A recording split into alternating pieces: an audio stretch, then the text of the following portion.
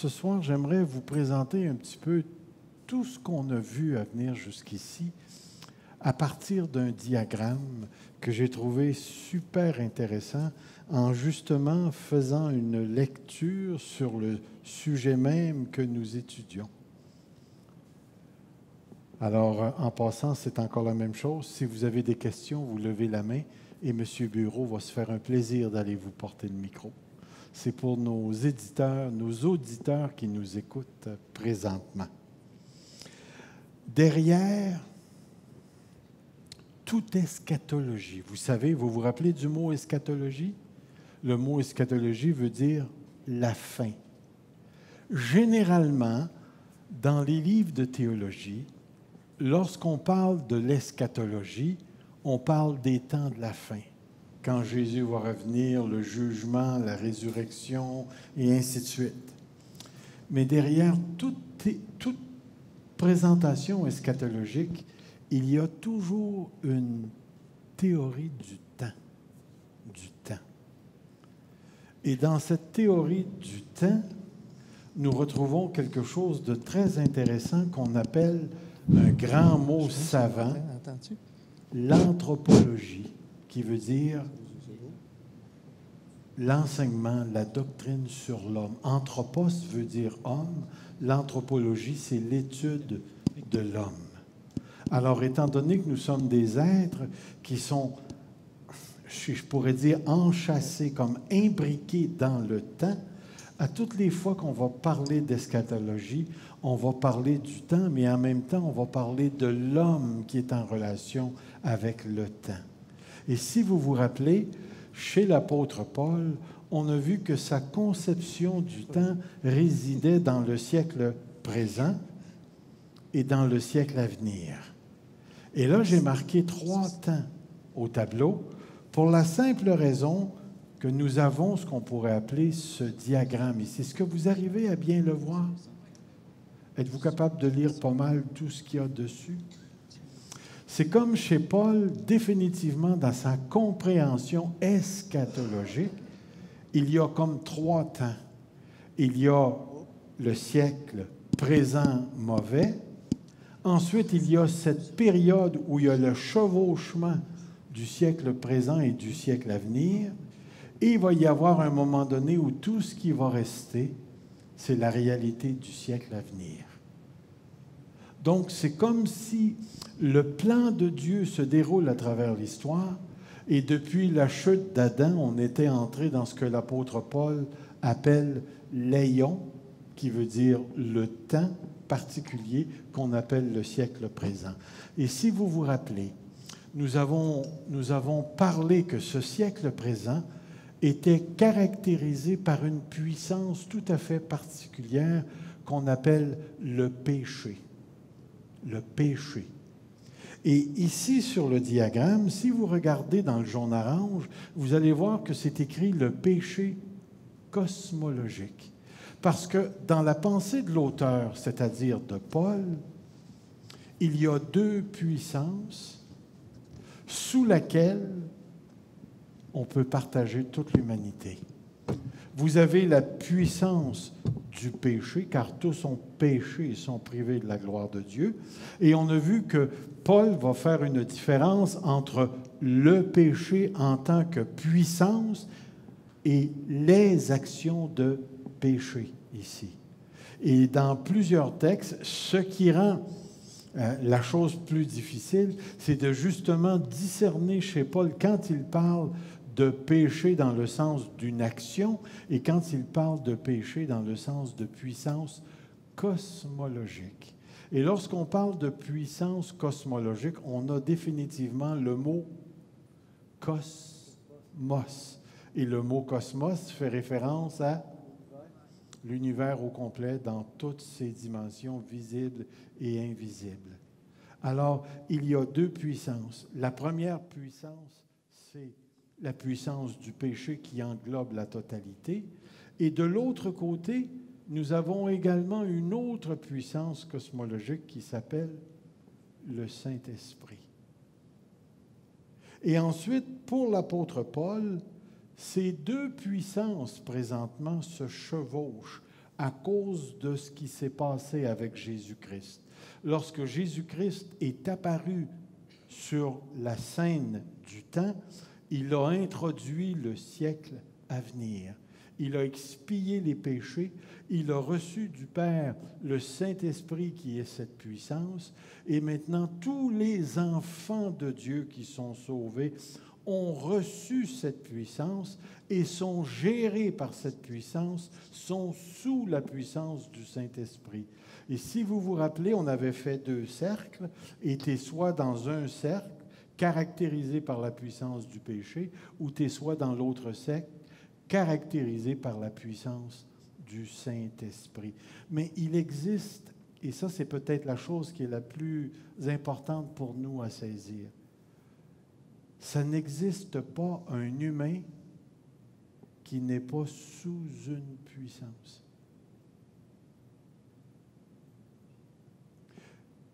Comprenez bien la portée de cette affirmation-là. Il n'existe pas un humain qui n'est pas sous une puissance. Prenez par exemple la jeune fille tout sourire qui vous sert un bon café au Tim Hortons et qui est très gentille et qu'on pourrait appeler une bonne fille et ainsi de suite. Si cette... Pauvre Guy, tu viens de perdre ton café. C'est un Tim Hortons en plus. Oui, qui est gentil et ainsi de suite.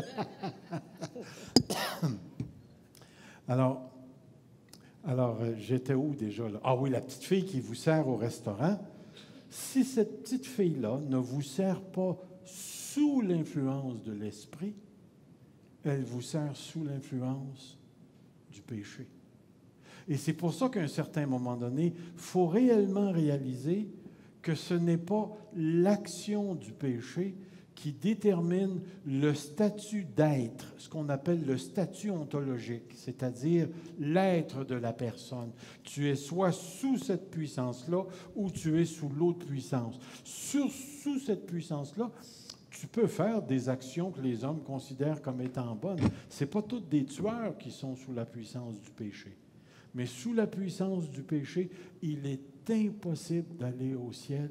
Il est impossible de plaire à Dieu. Et c'est pour ça que le salut consiste en une nouvelle naissance. Et une naissance qui ne peut avoir lieu que par le Saint-Esprit. Alors, vous pouvez côtoyer ce qu'on pourrait appeler des bonnes personnes humaines qui sont sous l'influence, dans la sphère, gouvernées par la puissance cosmologique qu'on appelle le péché. Vous me suivez? Alors, tu n'es pas sauvé parce que tu as fait des bonnes actions ou que tu n'en as pas fait. Tu es sauvé parce que tu as été transféré du royaume des ténèbres au royaume du Fils de son amour. Tu as été transféré d'une puissance à une autre puissance. Alors même l'enfant de Dieu est encore sous la puissance d'un autre maître qui est le Saint-Esprit. Si vous regardez sur le tableau ici, vous allez voir que la caractéristique de la puissance du péché, cette puissance cosmologique, c'est un mode de vie qui est caractérisé par la chair. Et vous vous rappelez qu'on a passé du temps sur cette expression pour caractériser ici la chair. Ce sont des personnes qui marchent selon la chair. Et rappelez-vous ce qu'on a dit, c'est que ces gens-là sont dans la mort, ne peuvent plaire à Dieu et sont incapables de se soumettre à Dieu. Alors, quelque part, vous allez avoir ma belle et bonne, souriante petite fille du Tim Hortons qui, lorsqu'il sera confronté avec les principes et les lois de Dieu, va quelque part résister et refuser de se soumettre à ça d'une manière ou d'une autre. Tandis que la puissance du siècle à venir, le Saint-Esprit, c'est un mode d'existence qui est selon l'Esprit. Donc, ceux qui sont dans l'Esprit marchent non seulement sous l'influence de l'Esprit, mais leur vie est structurée par le Saint-Esprit. Et si vous regardez un petit peu plus bas ici, vous allez voir le profil anthropologique, le profil de l'homme. C'est-à-dire que l'homme, présentement, parce qu'il est sous l'influence du péché et qu'il est dans la chair, il est appelé, selon Paul, un homme naturel. Un homme naturel, c'est-à-dire qu'il a un corps qui fonctionne en harmonie avec la puissance eschatologique, la chair, qui s'exprime par le corps. Sa rébellion s'exprime par le corps, ici. Et si vous allez un petit peu plus bas, il a un entendement réprouvé. Une chose que j'ai trouvée très intéressante dans ce que j'ai lu à venir jusqu'ici, saviez-vous que les 3 aspects de l'être humain, les plus, si je peux employer le mot, les plus décrites dans les lettres de Paul sont le nous, qui est l'intelligence, l'entendement, et ensuite c'est le corps, et ensuite c'est le cœur. J'ai trouvé ça très, très, très intéressant. Et savez-vous quelle est la chose qui est le moins mentionnée dans les lettres de Paul? L'esprit humain. L'esprit humain. Paul en parle presque pas. Et ça ne fait pas partie de l'équation. C'est-à-dire que lorsque le péché est entré dans le monde par Adam, la première chose qui a été corrompue, c'est l'entendement. C'est l'entendement.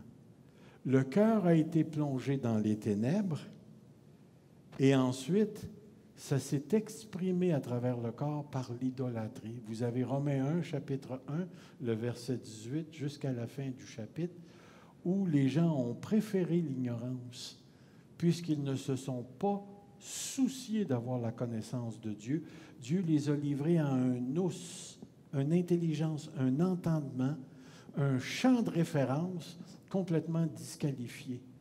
Et dans la lettre, vous allez voir où, à un moment donné, il va dire ce qu'on peut connaître de Dieu, Dieu leur a révélé, puis il va parler de l'invisibilité de sa puissance, et ainsi de suite. Puis il va parler, leur cœur a été plongé dans les ténèbres. Ils ont choisi la créature au lieu du Créateur.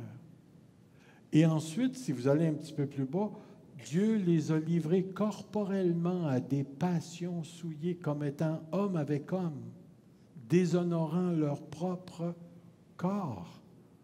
Et c'est là qu'on se rend compte que sous la puissance du siècle présent, c'est-à-dire sous la puissance de ce péché cosmologique, on retrouve l'expression du péché à travers le corps.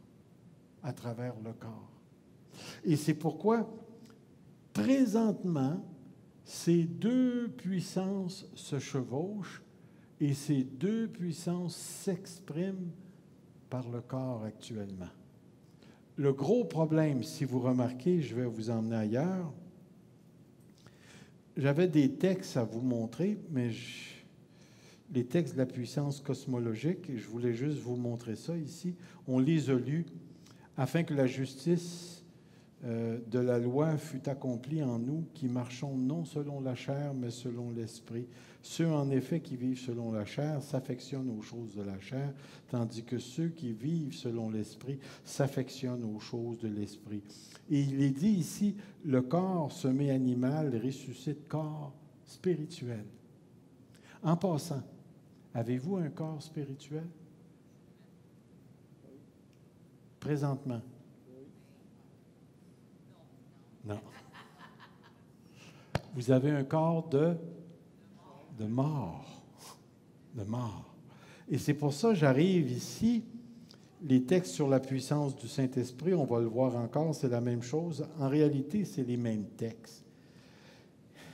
Qui a connu la pensée du Seigneur pour l'instruire?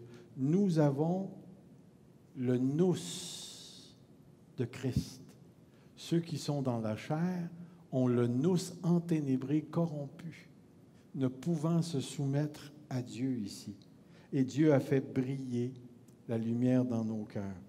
Et il y a un texte très intéressant que vous connaissez, qui décrit notre situation actuelle présentement, dans le maintenant et le pas encore, et ce qu'on pourrait appeler le chevauchement des 2 siècles.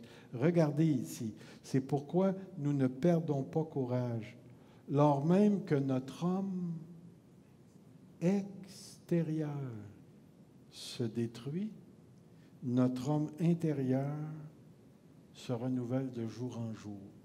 C'est une expression homme intérieur, homme extérieur qu'on ne retrouve pas souvent chez l'apôtre Paul.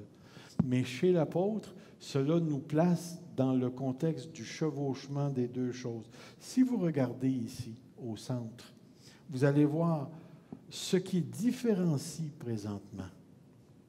C'est que le seul lien qui nous rattache à l'environnement du péché cosmologique, c'est le fait que nous n'avons pas de corps spirituel, un corps de résurrection, qui est encore futur pour nous. Par la mort, on est complètement coupé de l'environnement du péché et de sa puissance et de sa manifestation. C'est pourquoi la mort, dans un certain sens, nous introduit à notre futur en Jésus-Christ. L'apôtre Paul veut dire, nous aimons mieux quitter ce corps et d'être auprès du Seigneur. Et à la résurrection d'entre les morts, il va y avoir un renouvellement cosmique, c'est-à-dire un renouvellement de toute la création.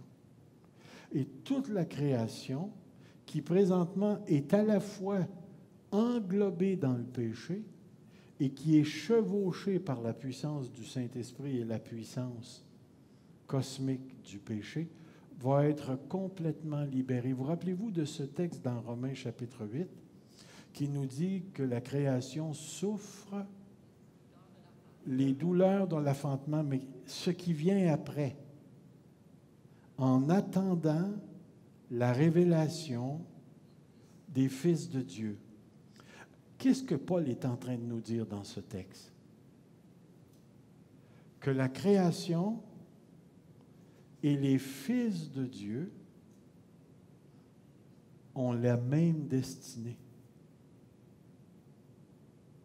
La création attend le renouvellement et l'apôtre Paul, dans Philippiens, va dire « Nous attendons et nous soupirons aussi après la rédemption de nos corps. » La création et l'être humain, l'anthropos, l'homme,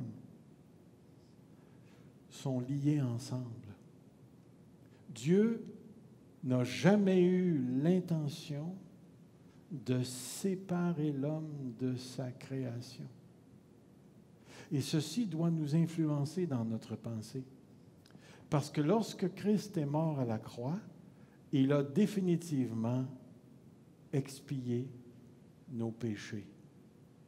Mais il a aussi repris en lui-même tout ce qui était dans les cieux et tout ce qui était sur la terre a été réuni, selon Éphésiens, sous un seul chef, Jésus-Christ notre Seigneur. Ça veut dire que nous, les êtres humains, non seulement on est ancrés dans le temps, mais on est une partie intrinsèque qui appartient à la nature même de la création. Et Jésus-Christ est venu récupérer sa création. Et pour l'instant, cette création-là vit exactement les mêmes douleurs d'enfantement que nous vivons. Nous aspirons à la rédemption, à la participation des nouveaux cieux et de la nouvelle terre, et la création aspire exactement à la même chose. Ce qui veut dire que notre création ne sera probablement pas complètement effacée, mais qu'il va y avoir continuité dans le sens qu'elle sera complètement purifiée et renouvelée, comme nous, nos corps, seront complètement renouvelés et purifiés. D'un côté, nous allons passer d'un corps naturel à un corps spirituel. 1 Corinthiens 15. Alors, de la même manière, la création va participer avec nous au grand renouvellement de toutes choses quand Jésus-Christ revient. Alors, c'est important pour nous de saisir cette réalité-là, parce que dans l'état où on se trouve, les chrétiens vont continuer à avoir le cancer. Les chrétiens vont continuer à être malades, à expérimenter la maladie. Et comme on fait partie du siècle à venir, bien, il y a des chrétiens qui vont expérimenter la puissance dans la guérison. Mais, si le Seigneur ne revient pas, tous les chrétiens, sans exception, vont expérimenter la mort, même s'ils vivent une guérison. Parce que ce corps de chair ne peut pas hériter le royaume de Dieu, parce qu'il constitue encore présentement le lien qui existe entre le siècle présent et le siècle à venir. Alors, dans un premier mouvement, Christ est venu récupérer toute sa création et ses enfants, et dans un deuxième moment, à son retour, tout ce qui va rester, c'est la puissance du siècle à venir, et tout le cosmos va participer à cette puissance. Frères, on a véritablement une super de promesse, et non seulement une promesse, mais un avenir qui nous est garanti par notre participation à Jésus-Christ. Et c'est pourquoi l'apôtre Paul va utiliser deux termes qu'il va mettre en parallèle. Il va parler du premier Adam et il va parler du deuxième Adam. Et en parlant du deuxième Adam, dans 1 Corinthiens chapitre 15, si vous vous rappelez et vous lisez bien, il va parler du corps. Que le premier homme est naturel, mais que le deuxième homme ressuscite spirituel, c'est-à-dire complètement dans l'esprit. N'est-ce pas merveilleux? Est-ce qu'à venir jusqu'ici, ça fait du sens, ce qui est apporté? Vous avez réellement un résumé de l'apôtre Paul. Si vous vous rappelez pas la semaine passée, mais avant qu'on arrête, on avait terminé avec une diapositive similaire à celle-ci ici, où on avait listé les bénéfices qui présentement nous caractérisent. Et en même temps, nous avons reçu l'Esprit de Dieu et il nous habite. Nous avons, vous vous rappelez, les prémices de l'Esprit. Nous avons aussi ce qu'on pourrait appeler le sceau. Nous avons la compte. Donc, nous arrivons à un modèle comme celui-ci présentement. Et si vous regardez les deux lignes, la ligne noire et la ligne rouge, ce diagramme ou ces vérités-là nous caractérisent déjà présentement. Et c'est pourquoi on peut faire, ou on peut se référer, même en ayant tout ça, à la fameuse prière de Jésus-Christ.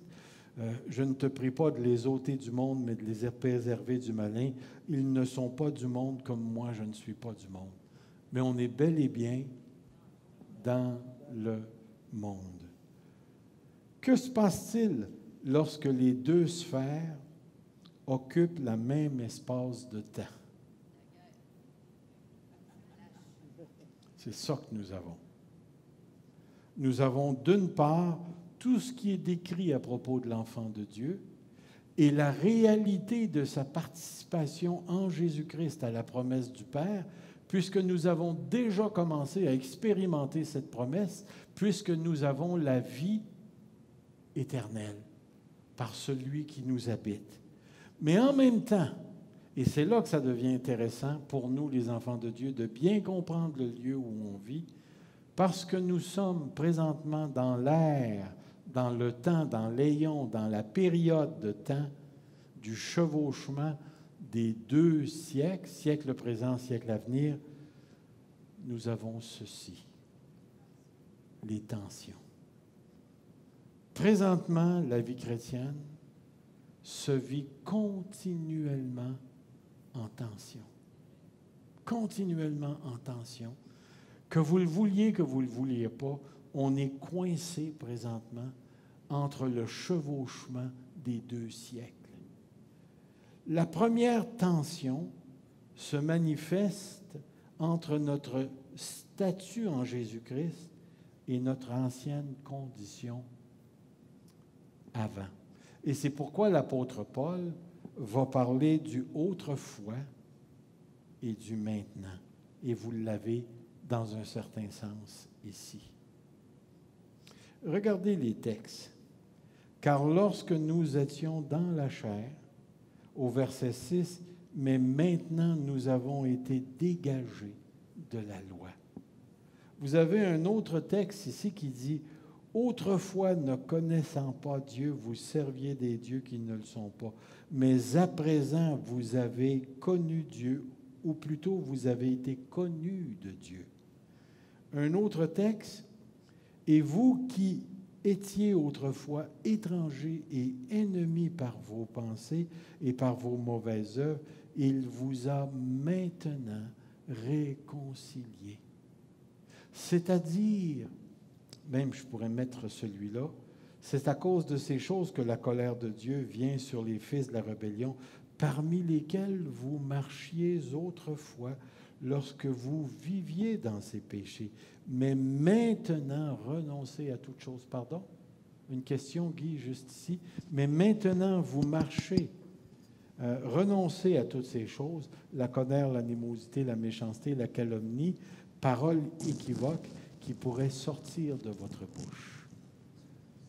Alors, le croyant, si je pourrais l'imprimer, il a un souvenir dont il ne peut pas se débarrasser. Vous rappelez-vous de ce que vous étiez avant de connaître Jésus-Christ? Vous rappelez-vous de votre manière de penser? Vous rappelez-vous de vos pratiques, ce que vous pratiquiez avant de connaître Jésus-Christ? Et savez-vous une chose, ça ne m'étonnerait pas, si on était complètement, mais complètement honnête et transparent, qu'on retrouve encore des traces de cette autrefois dans notre maintenant. Qu'on a encore des tendances qui nous sont propres et on est en tension entre la réalité de ce que je suis maintenant en Jésus-Christ et de ce que j'étais autrefois. Tension qui n'existera plus quand ce corps de mort va complètement disparaître. Est-ce que ça marche? Oui. Oui, ça fonctionne. Quand on dit, quand Jésus a dit qu'il voulait qu'on ait la vie puis qu'on l'ait en abondance, OK. Est-ce qu'il parlait du temps présent ou est-ce qu'il parlait du siècle à venir? Très bonne question. Si tu peux enlever du mot abondance la notion de pièces, d'argent, de bateau, puis de voyage, et ainsi Non, de mais suite. même contentement, je ne parle pas nécessairement de matériel, mais qualité de vie, en tant que chrétien, mais une qualité de vie. Quand on parle de qualité de vie, on veut dire quoi? Exactement. OK, de santé. La santé. OK. Est-ce que le mot veut dire absence de tension, de persécution, de problème, de mort, de maladie? Si le mot vie abondante veut dire que le chrétien n'est plus jamais malade, qu'il va être toujours riche et ainsi de suite, on a mal interprété le texte. Ça veut définitivement dire quelque chose. La vie abondante, c'est la vie eschatologique que tu possèdes. OK. C'est cette vie éternelle que tu possèdes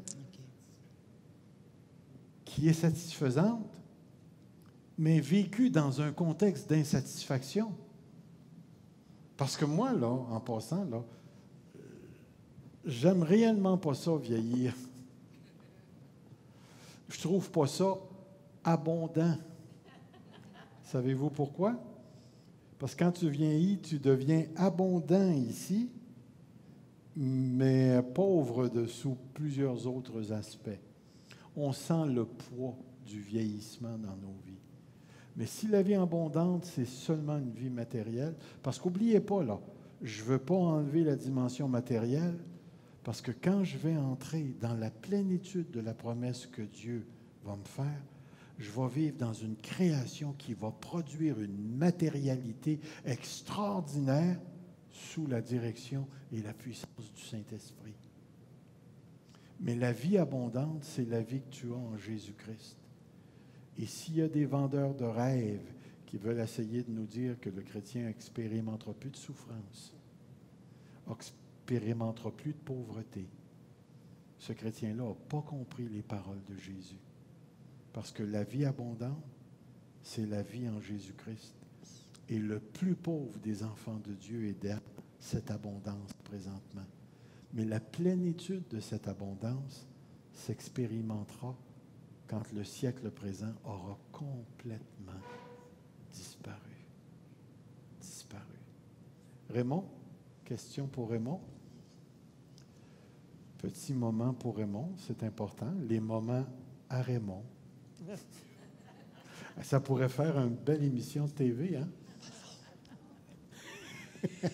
L'apôtre Paul va même dire dans 1 Corinthiens 15, « Si nous espérions seulement dans cette vie, nous serions les plus malheureux du monde. » Ça veut tout dire aussi.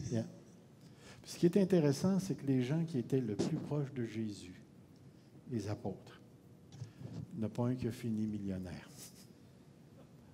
Ils ont tous fini la tête coupée, brûlée, jetée en bas du temple, et ainsi de suite. L'apôtre Paul a fini avec la tête tranchée parce qu'il a eu la chance d'être romain. On fait ça vite, pas de souffrance. Mais est-ce que vous... Je ne sais pas si ça répond, Catherine, un peu. On ne veut pas enlever la matérialité. Oui, puis justement... Dans sa plénitude, au milieu de la tension. Tant et aussi longtemps que tu gardes à la pensée que cette plénitude, tu la possèdes, mais non pas dans sa totalité, tu es dans la pensée paulinienne, la pensée de l'apôtre Paul, ici. La deuxième tension se développe entre l'expérience actuelle et provisoire du royaume de Dieu et sa dimension non réalisée qui réside dans un futur qui n'est pas encore actualisé, ce qu'on appelle le maintenant et le pas encore. Si vous regardez ici, nous sommes maintenant dans le royaume de Dieu. Nous sommes maintenant les héritiers de Jésus-Christ. Nous sommes maintenant assis avec lui dans les cieux. Nous avons maintenant la vie éternelle. Nous avons l'assurance. Nous avons maintenant été adoptés dans la famille de Dieu. Nous sommes maintenant réconciliés avec Dieu. Mais est-ce que nous sommes dans la plénitude de ce qui nous attend? Non. Rappelez-vous, comment est-ce que le Saint-Esprit nous est décrit? Il nous est décrit comme les arts, l'arabon, le gage. Il est décrit comme un acompte, puis il est décrit comme une prémisse. Dans toutes ces affirmations-là, ce que l'apôtre est en train de nous dire, c'est que nous avons reçu une portion et non pas encore la totalité. Et c'est important de saisir ça. C'est important de saisir ça.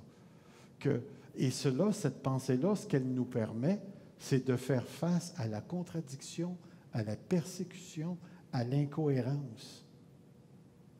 C'est-à-dire que je ne suis pas encore pleinement ce que je serai.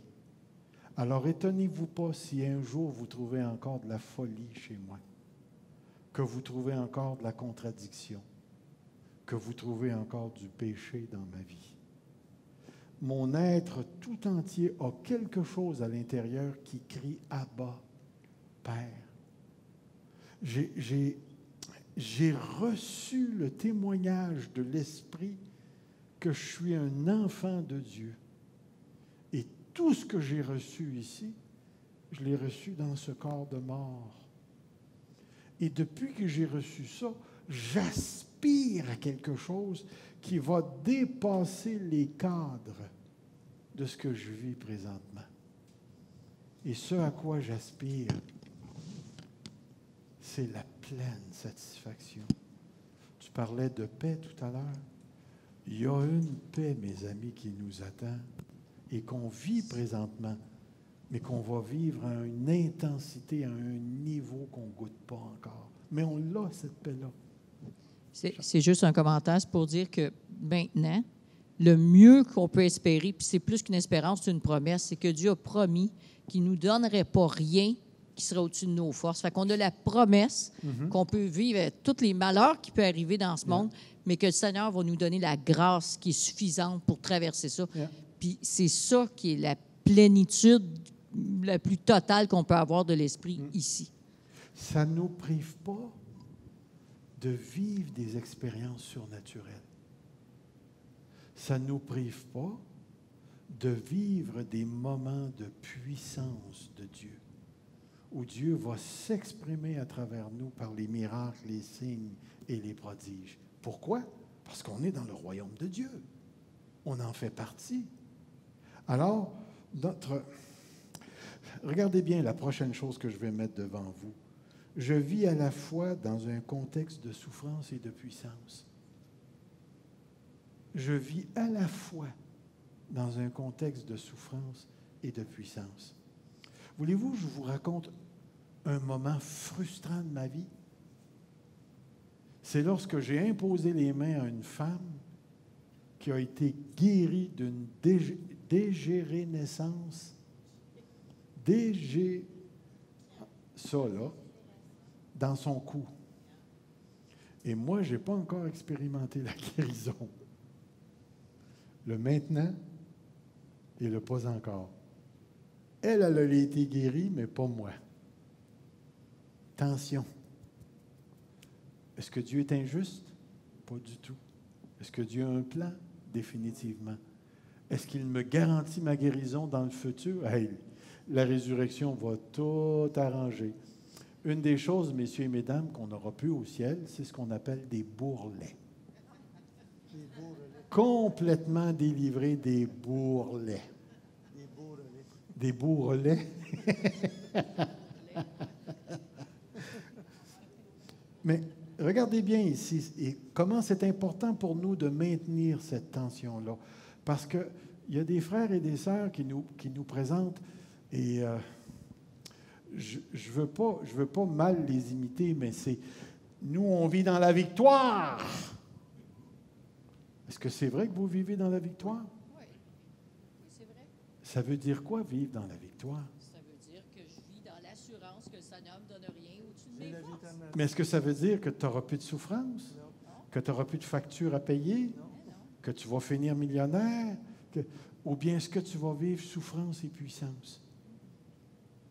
Et que la grandeur de Dieu se réalise aussi bien dans la faiblesse que dans sa puissance.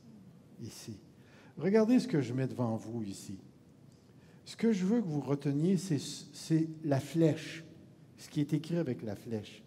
Le chrétien ne vit pas dans la victoire ou dans la puissance seulement.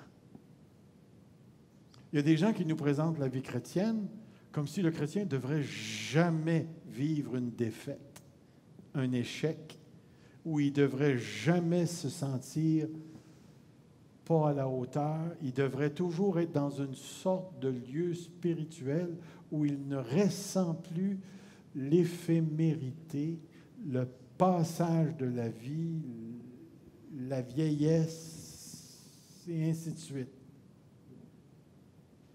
C'est ce qu'on pourrait appeler une vie qui n'existe pas.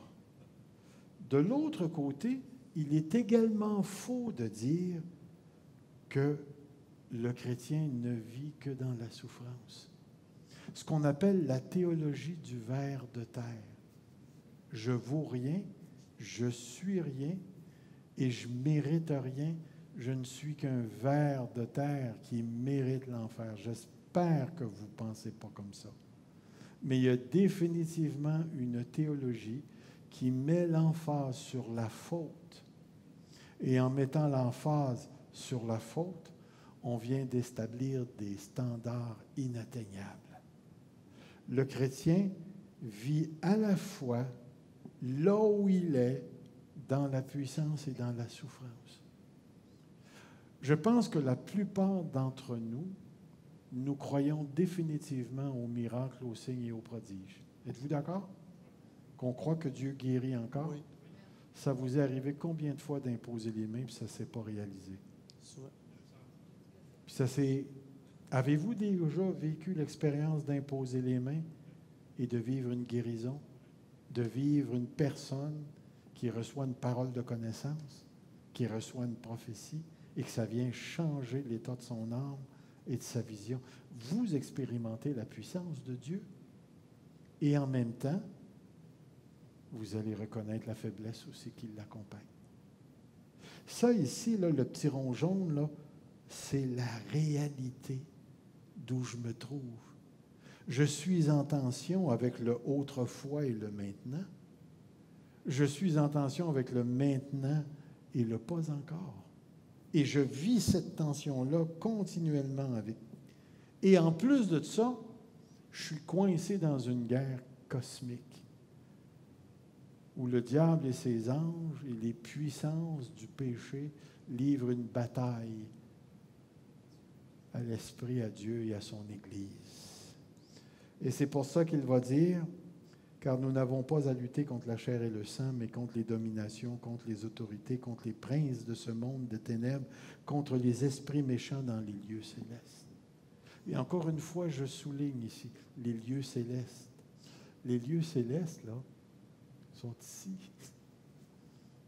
Même si c'est une autre dimension, sont ici. Avez-vous déjà eu réellement affaire à un démon? Oui. Avez-vous déjà rencontré un démon? Non. Est-ce qu'un démon vous a déjà parlé? Moi, ça m'est arrivé. Et je vous dis que ça rend les cieux très présents. Très, très, très présents. Et c'est pourquoi que le lieu de la guerre, présentement, se passe ici. Parce que lorsque le Seigneur Jésus va revenir, il n'aura plus de guerre. C'est fini. Tout est jeté dans l'étang de feu. On s'en rend compte. Parce que je participe au siècle présent, sans lui appartenir, nous serons donc la cible des attaques de l'ennemi, tentation, démonisation, destruction. L'enfant de Dieu doit s'attendre à ça. Parce que je participe au siècle présent sans lui appartenir, nous serons donc la cible des attaques et nous serons souvent à contre-courant avec les valeurs du monde. On n'a pas le choix. Il n'y a rien de commun entre la chair et l'esprit. Il n'y a rien de commun. Est-ce qu'on va avoir des chrétiens qui vont arriver le dimanche matin, qui vont être sur le pot? J'espère. Ça peut arriver. Ça peut faire du bien des fois. Moi, je ne suis pas contre ça. Mais ça va être une bonne question. Est-ce qu'on a des chrétiens qui ont des problèmes de boisson? Est-ce qu'on a des chrétiens le dimanche matin qui convoitent le sexe opposé? La guerre n'est pas finie. Il y a quelque chose dans nous qui s'appelle le Saint-Esprit. Et parce que nous avons la pensée de Christ, nous avons automatiquement une connaissance du bien et du mal. Et si vous rajoutez la connaissance de la parole de Dieu qui nourrit la conscience, l'enfant de Dieu est muni de quelque chose qui va continuellement aller contre-courant. Ce matin, je suis allé déjeuner dans un resto. Puis il y avait 4 hommes assis à une table. Puis tout ce qu'on pouvait entendre, c'est les comment est-ce qu'on appelle ça? Les sacres québécois. Qu'on peut voir ça sortir de leur table. Mais savez-vous, quand je suis rentré là, ça a accroché mon oreille. Mais il n'y avait personne d'autre qui était dérangé par ça dans le restaurant. Comme si c'était normal qu'un homme blasphème. Mais pourquoi ça m'a accroché, moi? Parce que j'ai en moi l'Esprit de Dieu, la pensée de Christ. Je suis habité par le Saint-Esprit. Dieu a fait sa demeure en moi. Et l'utilisation du nom de mon Dieu, tout de suite affecte mon oui, ma pensée. Parce que je participe au siècle présent sans lui appartenir, nous expérimenterons la faiblesse de nos corps et la création déchue. On n'a pas le choix. Parce que je participe au siècle présent sans lui appartenir, nous expérimenterons le résidu du péché qui affecte notre intelligence, notre corps et notre spiritualité, ici. Mais en même temps, parce que je participe au siècle à venir, au royaume de Dieu, nous expérimenterons partiellement la puissance de Dieu par l'habitation de l'Esprit, les dons de l'Esprit, la présence de la vie éternelle, l'espérance et par la réalité de l'Église. Donc, nous avons des tensions. Puissance, souffrance, sainteté, résidu du péché, guerre entre Dieu et le malin. Mais en même temps, nous sommes entrés dans le temps du salut. Nous avons été délivrés du siècle présent mauvais en Jésus-Christ. Nous sommes une nouvelle création et nous faisons partie de cette nouvelle création. Nous sommes en Christ Jésus. Nous sommes plus que la chair. Non, c'est-à-dire, nous ne sommes plus dans la chair. Romains 6, encore une fois, le numéro 6, nous ne sommes plus sous la domination du péché. Et ça, cette chose-là, oubliez-la pas. La puissance sous laquelle nous sommes, ce n'est plus le péché. Ce n'est plus le péché qui gouverne. Nous ne sommes plus sous la loi, mais sous la grâce. Nous ne sommes plus sous la domination de la mort, mais nous avons la vie éternelle. Vous rappelez-vous de cette fameuse parole de Jésus dans Jean chapitre 11, lorsqu'il parle à une des deux sœurs, il a dit, « Si quelqu'un croit en moi, vivra même s'il meurt. » C'est intéressant comme pensée ici. Nous sommes vivants en Christ et nous sommes ressuscités avec Christ, assis avec lui dans les lieux célestes. C'est ce qui nous caractérise en ce moment. Notre compréhension de la vie chrétienne se fait à l'intérieur de ces trois temps eschatologiques. Vous avez vécu une vie dans le siècle présent. Vous travaillez, vous vivez continuellement avec des gens qui sont dans le siècle présent. Le siècle présent est caractérisé par la domination du péché, la mort, la rébellion contre Dieu, les ténèbres et même Satan et sa rébellion qui entraîne, ainsi de suite. Vous êtes entrés dans le siècle présent. Vous avez reçu l'Esprit et... Pardon? Nous sommes, excusez-moi, dans le siècle à venir, et puis nous avons reçu le Saint-Esprit qui vient faire toute la différence dans nos vies. Nous avons vécu un changement d'entendement. Nous ne pouvons plus comprendre l'existence humaine sans Jésus-Christ. On n'est plus capable. En tout cas, quand je faisais ma maîtrise en philosophie et que j'entendais ce que les philosophes ont dit, je ne pouvais pas m'empêcher de dire, oui, c'est vrai, il y a quelque chose de bon, mais dans la grande partie de ce qu'ils disent, ils sont complètement aux côtés de la plaque. Ils n'ont pas la pensée de Christ. Ils n'ont pas la pensée de Christ. Nous avons la pensée de Christ. Notre cœur a été complètement transformé. Maintenant, nous avons un cœur, comme c'était sur la diapo, rempli de lumière, qui est brillant par la lumière que Dieu a mis en nous. Nous portons encore ce corps de mort qui nous garde encore ici. Mais chacun d'entre nous, parce que l'Esprit est en nous, nous avons cette expérience, c'est-à-dire cette espérance d'un corps complètement libéré de la corruption. Ce qui est mortel sera englouti dans l'immortalité, ce qui est corrompu dans l'incorruptibilité. Et l'apôtre Pierre va aller jusqu'à dire, ça vous est réservé dans les cieux. Alors, oui, on est coincé. Puis je vous dirais même, à des moments personnels de ma vie chrétienne, j'aurais aimé ne pas être chrétien. Mais j'ai jamais, même dans les temps les plus coléreux de ma vie, j'ai jamais été capable de me séparer de la pensée de Christ. Et pourtant, j'ai essayé. Mais toutes les fois que je tournais un coin de rue, c'est comme s'il y avait une pancarte qui disait « Je suis là. Tu ne peux pas t'en sortir. Tu es à moi. Tu m'appartiens. » Alors, dans l'ensemble, le chrétien vit dans une création déchue, dans un corps de mort, dans une société en rébellion. Mais en même temps, il n'est pas de ce monde. Il n'appartient pas à ce monde. Étant entré dans le royaume de Dieu, par la nouvelle naissance et l'esprit qui lui a été donné, il appartient maintenant à un autre maître qui l'aime d'une manière totale et éperdue ou éperdument. Et maintenant, nous lui appartenons et nous marchons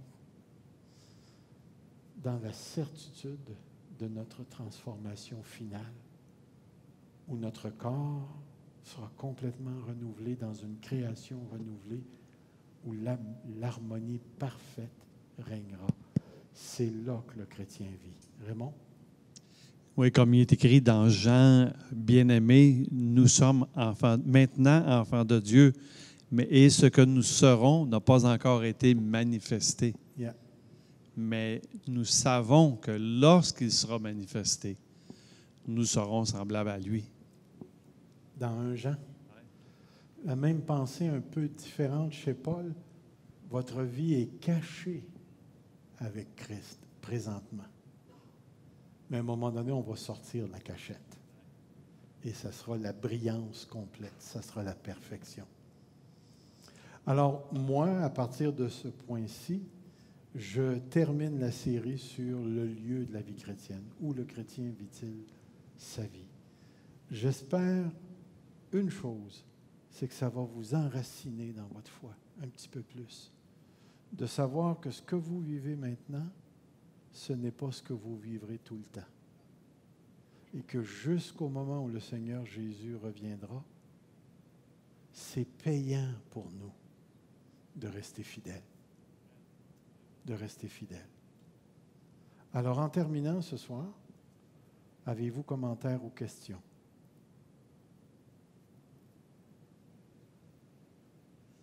Cinq, 4. Oh. Parler des moments de Raymond. Un autre moment de Raymond, là. Tu dis ayant été adopté. Est-ce qu'on peut être désadopté? Mon ami, est-ce qu'on peut perdre le salut? Qu'est-ce que tu en penses, Raymond? Il y en a qui disent oui, il y en a qui disent non. Moi, je dis non, mais watch-toi. Il y a une tension là avec. Il faudrait qu'un jour, là, on soit capable de mettre nos émotions de côté, là, puis de réellement discuter sur le sujet, est-ce qu'on peut perdre le salut? Ça serait une conversation intéressante. Mais il ne faut pas s'emporter. Anyway, même si on en jaserait, là, je vais finir au ciel quand même. Oui, mon frère. Une petite remarque. Tantôt, on a parlé les gens qui ne sont pas encore sauvés, tout ça, on a cet aspect-là. Mais ils sont conservés dans une attitude. Là, on peut parler de la loi morale de Dieu qui garde encore un aspect humain ou qui fait qu'entre nous, il y a une façon de vivre, mais entre les gens qui ne sont pas sauvés aussi, il y a une loi morale qui a été placée par Dieu justement pour éviter que les gens s'entretuent sans qu'il y ait de conséquences. Là. C'est pour ça que des fois, on parle de gens qui peuvent avoir le beau sourire pour nous donner un café, mais quand même, malheureusement, ils sont pour l'instant encore sous le péché. Sous le péché. La puissance du péché. Ça fait que sujet de prière pour eux. Là. Sujet de prière. Amen. Et comprenez bien, hein, l'apôtre Paul, tout en connaissant ça, a donné sa vie à l'évangélisation, à conduire les païens au salut. Alors, c'est ce qu'il a fait. Catherine, est-ce que tu avais la question? Non? Ça va? OK. Ça va. Alors, ma dernière question pour vous, c'est, on a fini ce sujet-là, et le prochain sujet que je voulais vous proposer, c'était une réflexion sur les anges. Avez-vous déjà étudié dans la Bible les anges? Avez-vous un ange gardien? Oui. Ouf. On va jaser de ça. Alors, la semaine prochaine, jeudi prochain, on va s'embarquer dans un autre sujet qu'on va probablement élaborer sur 2 ou 3 rencontres. Et on va parler des bons anges et on va aussi parler des mauvais anges. Alors, ne dites pas à personne, tu es un ange, parce que ce n'est pas vrai. Sur ça, je vous souhaite une bonne fin de soirée. Amen. Merci.